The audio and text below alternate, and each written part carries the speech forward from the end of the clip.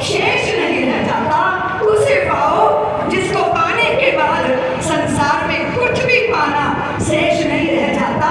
और ऐसी बात के साथ जब आपका निश्चय हो जाएगा तो आपके चेहरे पे भारी मुस्कान होगी, क्योंकि आपके हृदय में भारी तृप्ति होगी। मुंह लटका के बैठे हुए लोग मुझे पूछते, दीदी कौन ये विवाहितों की कोई निशानी होती है क्या?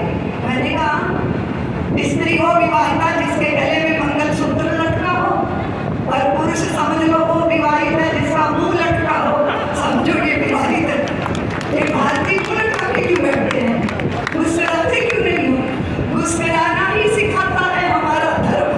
मुस्कुराकर जिसको गम का जहर पीना आ गया, ये हकीकत है जहां में उसको जीना आ गया। दूसरी बात, अगर आप कहोगे कि समस्या बड़ी है, समस्या बड़ी है, समस्या बड़ी है, समस्या बड़ी है, तो आप गलती कर रहे हो बंधु। समस्या बड़ी नहीं होती, समाधान बड़ा होता है। जानते हो सात्यकी साथ में है, दाऊ साथ में है, कन्हैया चले गए जंगल में, रात्रि हो गई, रात्रि वहीं बितानी पड़ी। इतना घोर जंगल है, शेर व्याघ्र कोई भी तो पकड़ लेगा आगे, तो फिर क्या करना चाहिए? 2 जनों को सोना चाहिए और 1 जने को चौकीदारी करनी चाहिए। तो सबसे पहले आई सात्यकी जी। सात्यकी बोले मैं करूंगा 2-2 घंटे, 2 घंटे की बारी। अब वो जैसी चौकीदारी शुरू की, उन्होंने पहरेदारी जाके, तो एक ब्रह्म राक्षस वहां प्रकट हो गया। उसने झंडा पे मारा हाथ, बोले सात्यकी बड़े योद्धा, चलो मेरे साथ मल्ल युद्ध कर लो। और जैसे उसने ललकारा, सात्यकी को क्रोध आ गया, एक क्रोध से भिड़ गए, और वो बड़ा बड़ा, इनको जितना क्रोध आए उतना ही वो बड़ा होता जाए। इतना बड़ा ब्रह्म राक्षस ने उठा के ऐसे पटका सात्यकी जी को, जैसे धोबी वस्त्र को पाट पे पटकता है।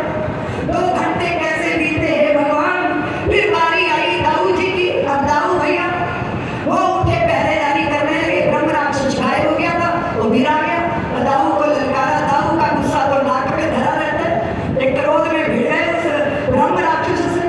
वो राक्षस इतना बड़ा कि दाऊ जी के भी तार ढीले कर दिए। उसने 2 घंटे में इतनी भी सामर्थ्य न रही उनमें कि वो कन्हैया को बताएं कि हाँ 2 घंटे मेरे साथ क्या होता था। वो तो चिल्लाए कन्हैया तो आपकी बारी है। अब देखो मेरे नीलमणि, मेरे कृष्ण, मेरे कान्हा, सोचो जरा, पहरेदार बनकर पहरेदारी कर रहे हैं। और जैसे ही वो ब्रह्म राक्षस आया, सुनो कन्हैया, हमने सुना बड़ा मक्खन खाया है, दही के मटके तोड़े हैं, बड़ा बल है, वहाँ भिड़ जाओ मेरे साथ। तो क्या किया होगा भगवान ने? बोलो बोलो ना, बोलते नहीं हो। बड़ा सा मुस्कुराए, बहुत बड़ा मुस्कुराए। फिर बोले क्यों भैया मल्ल युद्ध करना है? तो ये जो 2 लोग सोए इनकी नींद में बाधा आएगी, इसलिए थोड़ा एकांत में चलते। फिर उसके कंधे पे हाथ रखा, मुस्कुराते हुए बोले क्यों भैया कौन से पेड़ पे लटके रहते हो? क्यों भैया